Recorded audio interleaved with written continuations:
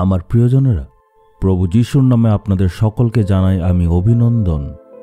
ঈশ্বর প্রেমের ঈশ্বর।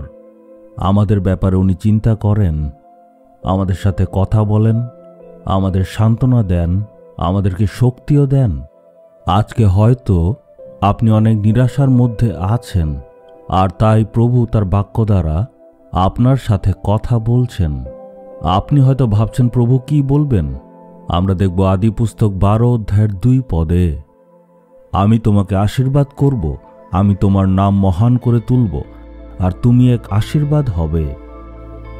আজকে হয়তো নিজেকে বলছেন, আমার মধ্যে তো কোনো গুণই নেই, আমার কোনো কাজ নেই, বেকার বসে আছি, আমার জীবনে কোনো আশীর্বাদ নেই, জীবনটা পুরো খালি, এমন দুশ্চিন্তায় আছেন তো।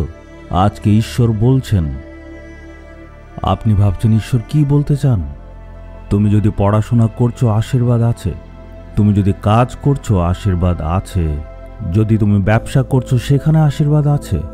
যদি সেবা কাজ করো, সেখানে আশীর্বাদ আছে। কি আশীর্বাদ? তোমার নামকে মহান করব। আবার ঈশ্বর বলছেন তুমি আশীর্বাদ হবে। ঈশ্বর কেন আমাদেরকে আশীর্বাদ করেন, এই রহস্যটা জানা আমাদের দরকার। ঈশ্বর আশীর্বাদ আমাদের করতে চান, কেন করতে চান জানতে হবে।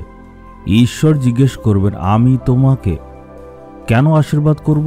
আমি তোমার জীবনে সফলতা কেন দেব? আপনি বলবেন, আমি যাতে ভালোভাবে থাকতে পারি, আর এটার সাক্ষ্য আমি দেব। কিন্তু ঈশ্বরের এর পেছনে উদ্দেশ্য আছে, আর উদ্দেশ্যটা হচ্ছে যাতে আপনি অন্যদের জন্য আশীর্বাদ হতে পারেন। ঈশ্বর বলছেন, তুমি অন্যদের জন্য আশীর্বাদের কারণ হও। তোমার চারপাশে যারা আছে তাদের জন্য আশীর্বাদ হও। এর জন্য ঈশ্বর আশীর্বাদ করতে চান, এটাই হচ্ছে উনার উদ্দেশ্য। আমাদের আশীর্বাদ দিয়ে অন্যদের কি লাভ হয়? আপনার পরিবারের লোকেরা কি আশীর্বাদ পেয়েছে? আপনি একটু ভাবুন, আপনার গ্রামে, আপনার শহরে, আপনার পরিবারে আপনার দ্বারা কি ওরা আশীর্বাদ পেয়েছে? আমরা স্বার্থপর হয়ে যাই, আমরা বলি ঈশ্বর আমাকে আশীর্বাদ করেছেন, ঈশ্বর আমাকে উন্নত করেছেন। এইসব আচরণ আর চরিত্র দেখে ঈশ্বর কখনো খুশি হন না। ঈশ্বর আমাদেরকে আশীর্বাদ করেন যাতে অন্যদের জন্য আমরা আশীর্বাদ হই। এখানে একটা বাচ্চাদের বাগিচা আছে, দেখছেন? এই জায়গাটা হচ্ছে একটা চিলড্রেন্স পার্ক আমরা এখানে বানিয়েছি। এখানে বাচ্চাদের খেলার জন্য অনেক কিছু রয়েছে। আপনারা ভাবছেন এই জায়গাটা কোথায়? এটা হচ্ছে এলিম ক্যাম্পাস, যেটা ঈশ্বরের ভবনের ঠিক সামনে। এই জায়গাতে যাতে মানুষরা আরামভাবে থাকতে পারে তার জন্য এই সব সুবিধা আমরা দিয়েছি, কারণ ছোট্ট বাচ্চারাও এখানে আসে। এই জন্য ঈশ্বরের ইচ্ছা অনুসারে বাচ্চারাও যাতে আনন্দ পায়, তাই এই জায়গাটা আমরা বানিয়েছি। বাচ্চারা যখন খেলাধুলো করে তাদের চেহারার মধ্যে একটা আলো চলে আসে।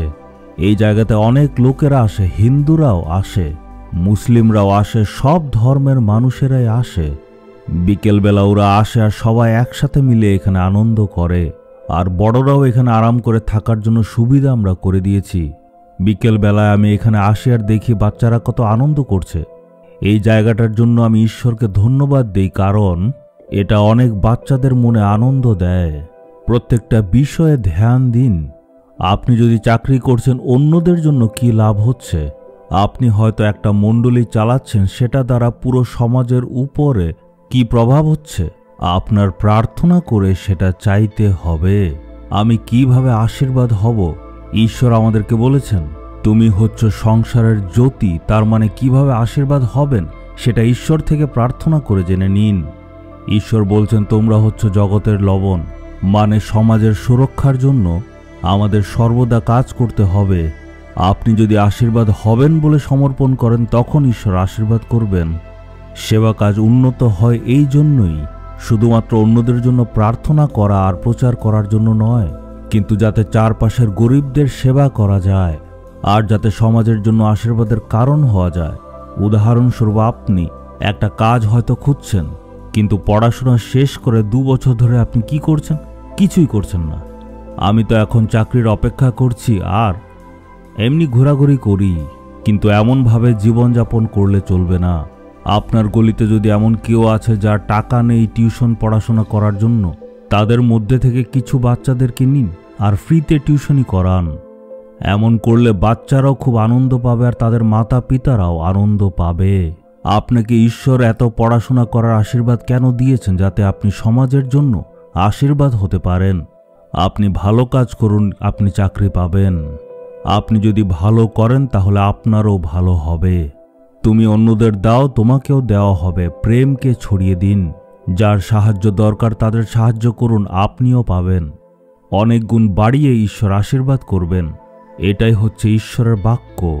আপনি আশীর্বাদের কারণ হতে পারেন। আপনার কিছুই হচ্ছে না, কিন্তু আশীর্বাদ পাবেন। চেষ্টা করে দেখুন। 2টো গরিব বাচ্চাকে নিয়ে টিউশনি শুরু করে দিন, দেখবেন অনেক আশীর্বাদ পাবেন। আপনি সেই আশীর্বাদকে নিজের জীবনে অনুভব করবেন। আর এই জন্য ঈশ্বর আমাদের আশীর্বাদ দেন, যাতে আমাদের দ্বারা এই সমাজের প্রত্যেকজন মানুষ আশীর্বাদ পায়। আজকে নিজেকে অর্পণ করে দিন, তখন ঈশ্বর আপনাকেও আশীর্বাদ করবেন। আপনি কি এই জিনিসটা বিশ্বাস করেন? আমি কিন্তু সম্পূর্ণ বিশ্বাস করি। আমি প্রভুর সেবা কাজ করে একই সঙ্গে মানুষের জন্য আশীর্বাদও হই। এটাই আমার জন্য আনন্দের ব্যাপার, কারণ আমার সেবা কাজ দ্বারা লাখ লাখ মানুষ আশীর্বাদ পায়। এটাই ঈশ্বরের অনুগ্রহ। এই জিজাস রিডিমস মিনিস্ট্রি দ্বারা চেন্নাই শহরে মাদুরাইয়ে যে গরিব বাচ্চারা আছে, যারা গলিতে থাকে, যাদের কোনো কাজকর্ম নেই, এরকম 1500 মানুষের জন্য রাতের খাবার দিতে পারছি। এটা কত আনন্দের ব্যাপার, কারণ আপনিও এটার অংশ হতে পারেন। কারণ এই সবের জন্য দান তো আপনাদের থেকে আসে। আমরা সমাজে উন্নতি করতে চাই, এটাই হচ্ছে আমাদের ইচ্ছা। আপনারও একইভাবে করতে হবে।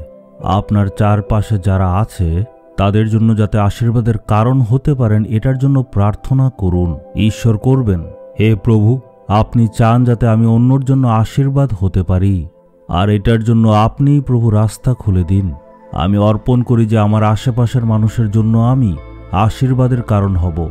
আপনি আমায় আশীর্বাদ করুন, যাতে আমি অন্যর জন্য আশীর্বাদ হতে পারি। প্রার্থনা যিশুর নামে, আমেন, আমেন।